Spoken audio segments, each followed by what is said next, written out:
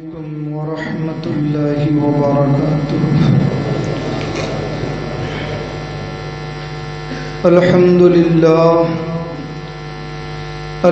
للہ نحمده ونصلي ونسلم على حبیبه الکریم، اما بعد فاعوذ باللہ من الشیطان الرجیم، بسم اللہ الرحمن الرحیم۔ فمن كان يرجو لقاء ربه فليعمل عملا صالحا ولا يشرك بعبادة ربه أحدا۔ صدق الله مولانا العظيم وصدق رسوله النبي الأمين المعين الكريم، ونحن على ذلك لمن الشاهدين ومن الشاكرين والحمد لله رب العالمين۔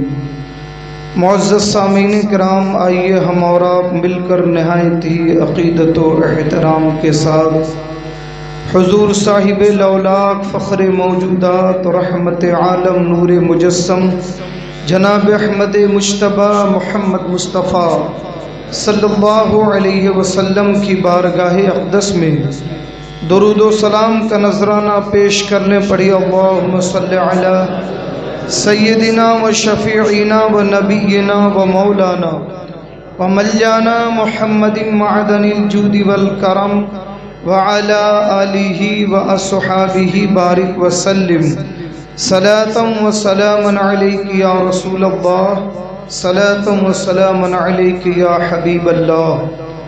معزز سامعین کرام، رمضان المبارک کا یہ مقدس مہینہ بڑی تیزی کے ساتھ اپنا سفر طے کرتا ہوا آخری عشرے میں داخل ہو چکا ہے۔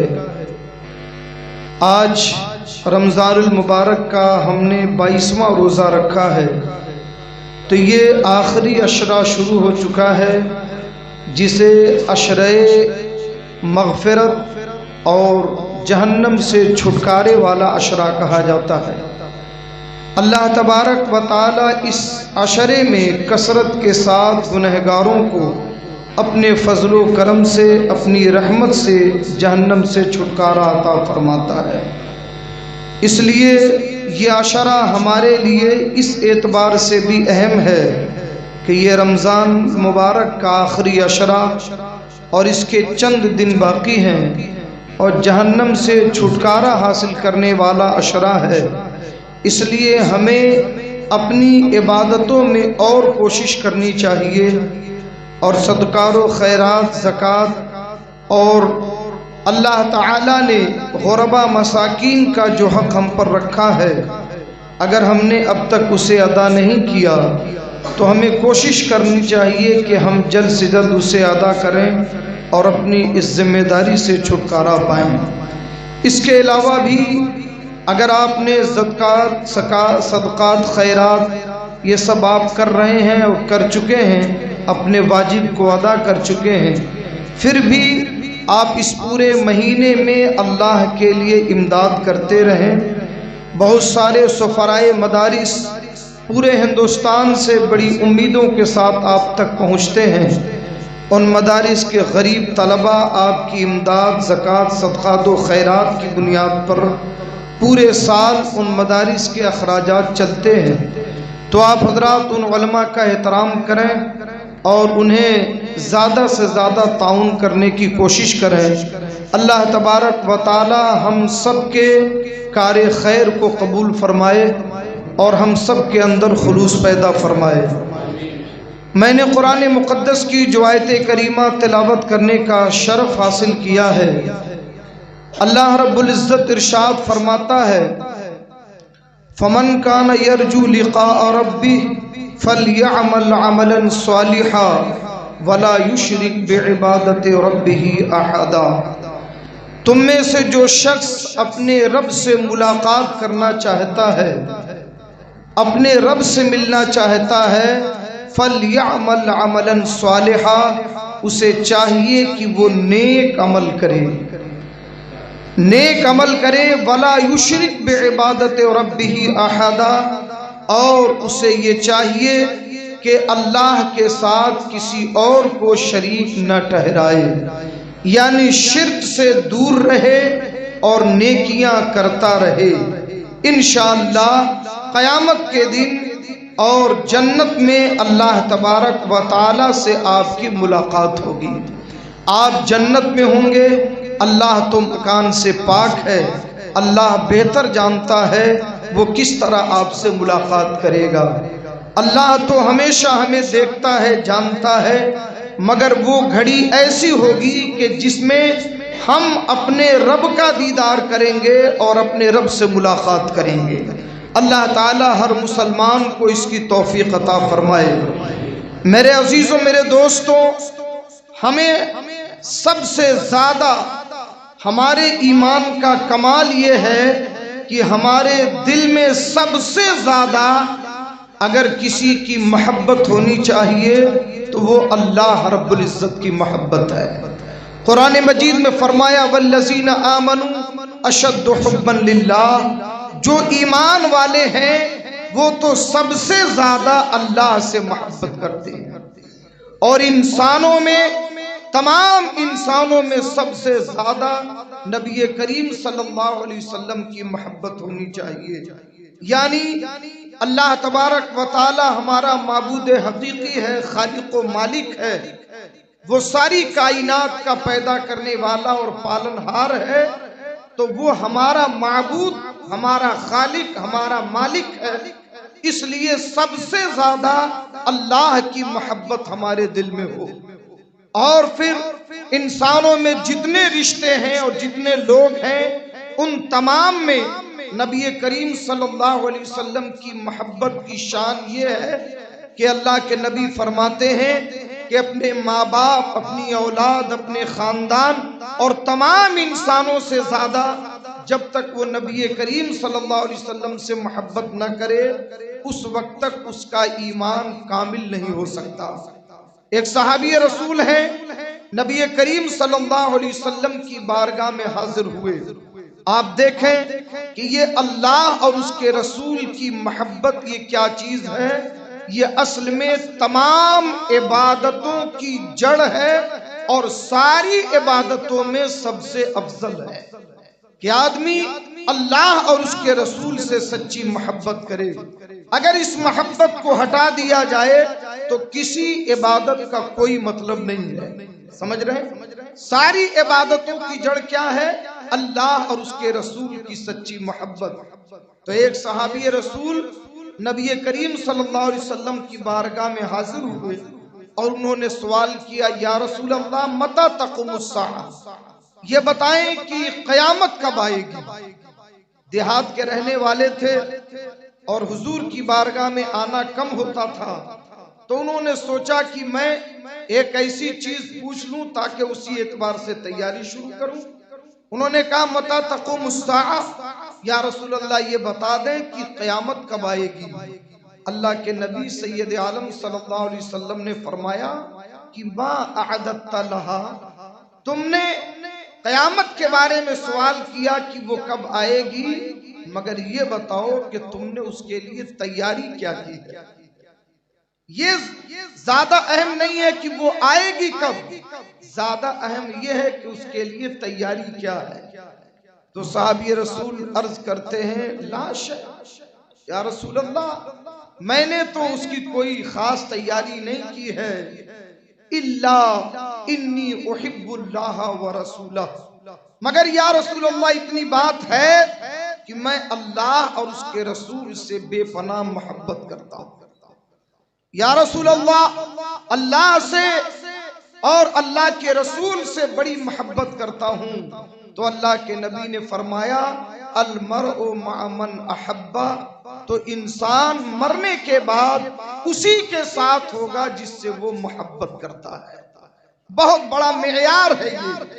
اللہ کے نبی نے ہمیں ایک رزلٹ دے دیا کہ ہم میں سے ہر ایک شخص اپنے بارے میں سوچ لے کہ وہ مرنے کے بعد کس کے ساتھ رہے گا۔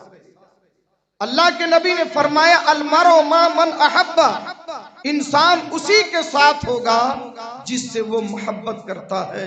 اب جو لوگ انگریزوں سے محبت کرتے ہیں، ایکٹرز سے محبت کرتے ہیں، فلمی دنیا والوں سے محبت کرتے ہیں، دنیا داروں کی محبت میں ڈوبے رہتے ہیں، وہ بھی اپنے بارے میں سوچ لیں۔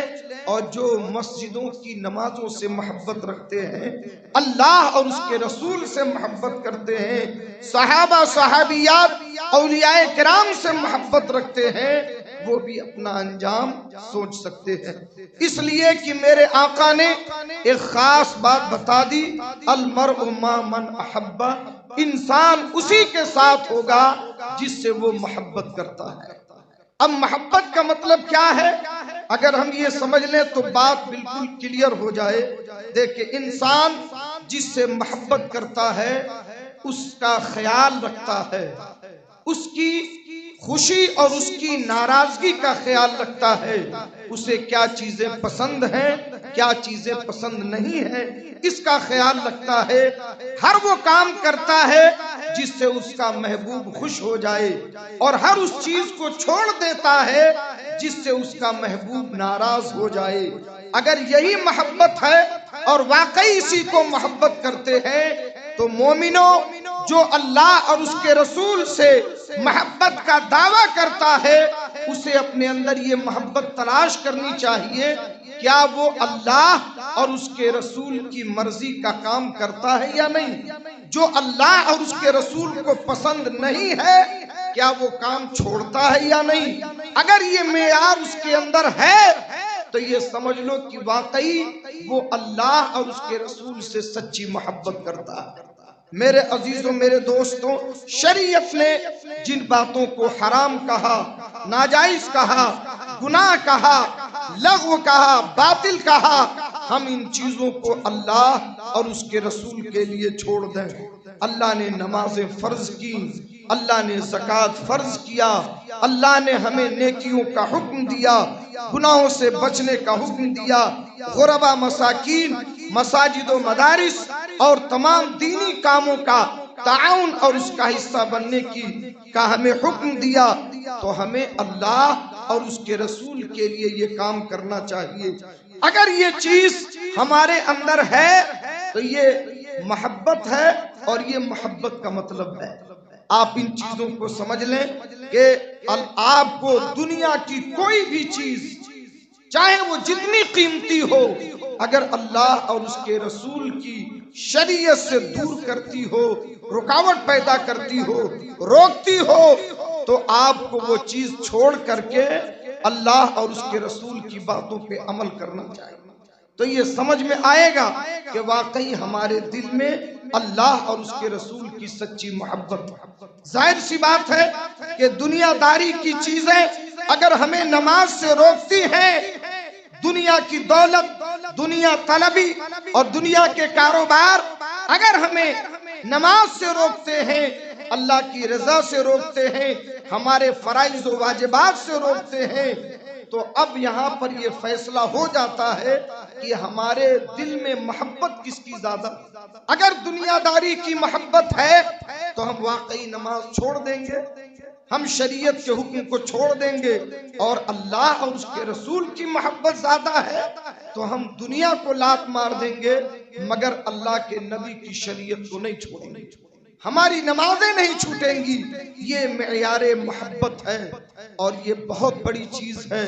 جب انسان اللہ سے محبت کرنے لگتا ہے اور اس کی محبت اس کے دل میں بیٹھنے لگتی ہے تو اللہ تبارک و تعالی اس بندے کو اپنے قریب کر لیتا ہے، اپنی رحمتوں کے قریب کرتا ہے اور اس پر خاص کرم فرماتا ہے، پھر اس کے کام اللہ تعالی بنا دیتا ہے۔ وہ خواہش کرتا ہے، وہ دعائیں کرتا ہے، وہ آرزو کرتا ہے، وہ روتا ہے، گڑ گڑاتا ہے، اللہ تبارک و تعالی اپنے بندے کی دعاؤں کو قبول فرماتا ہے۔ میرے عزیزوں، میرے دوستوں، اس لیے یہ معیار محبت اگر ہمیں یاد رہے تو ہمیں ہر مقام پر اسے دیکھنا چاہیے کہ ایک طرف نبی کریم صلی اللہ علیہ وسلم کی شریعت ہے اور ایک طرف دنیا اور تمام چیزیں ہیں۔ میرے عزیزوں، میرے دوستوں، اللہ کے نبی فرماتے ہیں کہ یہ دنیا اور دنیا کی تمام چیزیں اگر مچھر کے پر کے برابر بھی، یعنی دنیا کی دولت اگر مچھر کے پر کے برابر بھی اللہ کی بارگاہ میں حیثیت رکھتی تو اللہ دنیا کی دولت اپنے دشمنوں کو نہیں دیتا۔ اور ہم یہ دیکھتے ہیں کہ اللہ اور اس کے رسول کی جو بغاوت کرتے ہیں، دنیا میں دولت ان کے پاس زیادہ ہے، ان کے پاس دولت زیادہ ہے، ہمارے پاس کم ہے، اس لیے کہ یہ دار الابتلاء ہے، دار الآزمائش ہے، دار العمل ہے۔ اللہ تبارک و تعالی ایمان کے ساتھ، تقوی اور پرہیزگاری کے ساتھ، اپنی محبت کے ساتھ، رزق حلال کے ساتھ ہمیں دنیا میں زندگی گزارنے کی توفیق عطا فرمائے اور اسی کے ساتھ ہمیں دنیا سے اٹھا لے، یہ سب سے بڑی کامیابی ہے۔ میرے عزیزوں، میرے دوستوں، درود شریف پڑھیں، اللہم صلی علی سیدنا و شفیعنا و نبینا و مولانا و ملیانا محمد معدن الجود والکرم وعلی آلہ و صحابہ بارک وسلم۔ صلاة و سلام علیک یا رسول اللہ، صلاة و سلام علیک یا حبیب اللہ۔ جب آدمی اللہ اور اس کے رسول کی محبت کے لیے کوئی کام کرتا ہے تو وہ کبھی رنجیدہ نہیں ہوتا، اسے کبھی غم نہیں ہوتا، اسے کبھی دکھ نہیں ہوتا۔ مثلا آپ نے کسی غریب کی مدد کی، کسی فقیر کی مدد کی، کسی قرضدار کی مدد کی، کسی بیوہ اور یتیم کی مدد کی، مگر مدد کرنے کے باوجود اس نے آپ کے احسان کا بدلہ احسان سے نہیں دیا، اس نے آپ کے ساتھ اچھا سلوک نہیں کیا۔ ہم میں سے بہت سارے لوگوں کو یہ شکایت ہوتی ہے، ہم نے فلاں کے ساتھ اچھا کیا مگر اس نے ہمارے ساتھ برا کیا، ہم نے فلاں کے ساتھ احسان کیا مگر اس نے ہمارے ساتھ برا کیا۔ یہ درد اور تکلیف کیوں ہوتی ہے؟ اس لیے کہ ہم نے اس کے ساتھ بھی وہی امید رکھی جو ہم نے اس کے ساتھ کیا تھا، ہم نے اس سے یہی امید رکھی کہ یہ ہمارے ساتھ اچھا کرے، یہ ہمارے کام آئے، یہ ہماری مصیبت میں ہماری مدد کرے، یہ بھی ہمارے ساتھ ویسا ہی برتاؤ کرے۔ یہیں پہ ہم نے غلطی کی، ہمیں یہ کام صرف اللہ اور اس کے رسول کے لیے کرنا تھا۔ اللہ راضی ہو جائے، اللہ کے رسول راضی ہو جائیں، وہ ہمارے ساتھ اچھا کرے نہ کرے کبھی ہمیں تکلیف نہیں ہوگی، اس لیے کہ ہم نے وہ کام اس کے لیے کیا ہی نہیں، ہم نے تو صرف اللہ کی رضا کے لیے کیا اور اس کام سے اللہ راضی ہو گیا۔ اب وہ ہمیں سمجھے نہ سمجھے، ہمارے ساتھ اچھا سلوک کرے نہ کرے، اس سے کوئی فرق نہیں پڑتا۔ میرے عزیزوں، میرے دوستوں، حضرت سیدنا ربیعہ اسلمی رضی اللہ تعالیٰ عنہ صحابی رسول ہیں، اللہ کے نبی سید عالم صلی اللہ تعالیٰ علیہ وسلم کے سے بے پناہ محبت کرنے والے۔ اچھا دیکھیں، یہ جو محبت ہوتی ہے نا، بڑے مختصر وقت میں ایسا وقت آتا ہے، ایک گھڑی میں انسان کی تقدیر بدل جاتی ہے۔ اس لیے ہمیشہ ہمیں خلوص کے ساتھ محبت کی ڈگر پہ قائم رہنا چاہیے۔ حضرت سیدنا ربیعہ اسلمی رضی اللہ تعالیٰ عنہ صحابی رسول ہیں، نبی کریم صلی اللہ علیہ وسلم ایک دن نماز کی تیاری کر رہے ہیں تو حضرت ربیعہ اسلمی نے سمجھ لیا کہ حضور کو وضو کرنا ہے، پانی کی ضرورت ہے۔ میرے آقا آستین سمیٹ رہے تھے اور اپنے کمرے سے نکل رہے تھے تو حضرت ربیعہ اسلمی نے سمجھ لیا، بغیر کہے، بغیر میرے آقا کے حکم دیے، فوراً وہ پانی لے کر کے حضور کی بارگاہ میں حاضر ہو گئے۔ میرے آقا کا دل خوش ہو گیا۔ جب کوئی کام بغیر کہے کوئی کرتا ہے تو اس پر دل خوش ہو جاتا ہے۔ نبی کریم صلی اللہ علیہ وسلم کا دل خوش ہو گیا اور آپ نے ایک لوٹا پانی، ایک وضو کا پانی، اس کی کیا حیثیت ہوتی ہے، کتنی قیمتی ہوتا ہے وہ، مگر میرے آقا نے فرمایا سل ما شیتا یا ربیعہ، اے ربیعہ جو تو مجھ سے مانگنا چاہتا ہے مانگ لے۔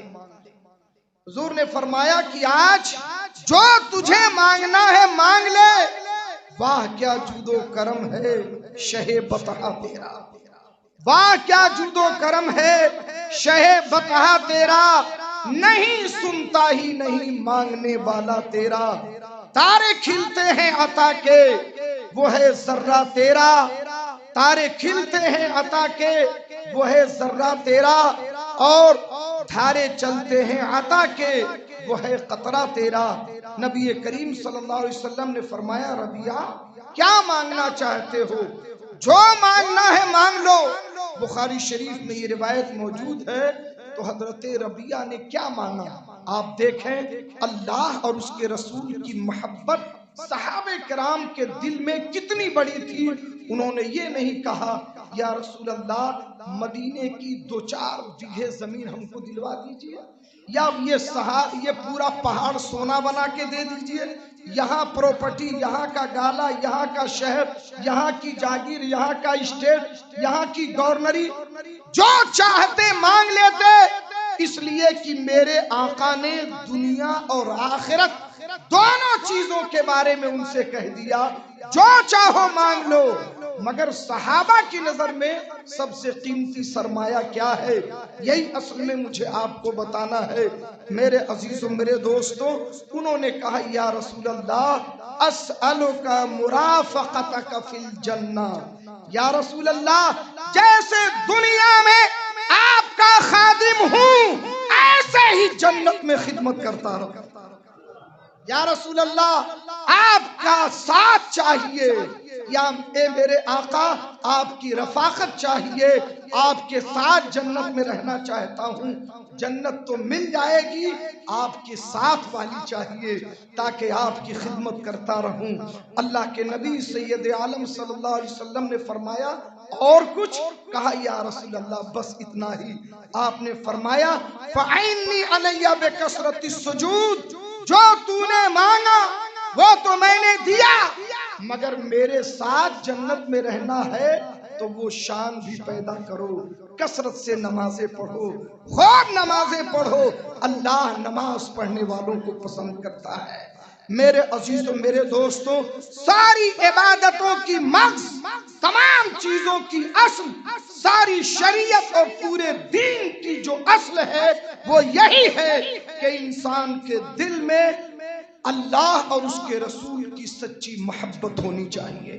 اولاد سے زیادہ، پریوار سے زیادہ، مکان و دکان سے زیادہ، پراپرٹی سے زیادہ، خاندان سے زیادہ، ساری کائنات سے زیادہ جس کے دل میں اللہ کی محبت آ جائے، اللہ کے رسول کی محبت آ جائے، پھر سمجھ لو کہ اس نے سب کچھ حاصل کر لیا۔ اس سے بڑی کوئی دولت نہیں، اس سے بڑا کوئی سرمایہ نہیں۔ میرے عزیزوں، میرے دوستوں، آپ کو معلوم ہے کہ رمضان المبارک میں ہر سال ایک جمعے کو مسجد کا خاص خصوصی چندہ ہوتا ہے۔ آپ جانتے ہیں کہ اور دنوں سے زیادہ رمضان المبارک کے مہینے میں مسجد کے اخراجات بڑھ جاتے ہیں۔ الحمدللہ 2 تراویح ہوتی ہے، اس میں حفاظ کرام بھی ہوتے ہیں اور پھر اس کے سامعین بھی ہوتے ہیں، مکبرین بھی ہوتے ہیں، اور الحمدللہ مسجد کے جو بھی مینٹیننس وغیرہ آپ کے ساتھ ساری چیزیں آپ کی نگاہوں کے سامنے ہیں۔ اس میں مسجد سے متعلق افراد کو مزید تنخواہیں بھی دی جاتی ہیں۔ مسجد کا تعاون خالص اپنے اس مال سے کریں جسے آپ خود کھاتے ہیں، اس میں زکوٰۃ کا نہیں، صدقہ واجبہ کا نہیں، اور فطرے وغیرہ کی رقم اس میں نہ ڈالیں۔ صرف وہ مال جو خالص آپ اپنے کھانے کے لیے، اپنے بچوں کے لیے استعمال کرتے ہیں، وہی چیزیں آپ تعاون میں پیش کریں گے۔ میں آپ کو صرف اللہ کی محبت اور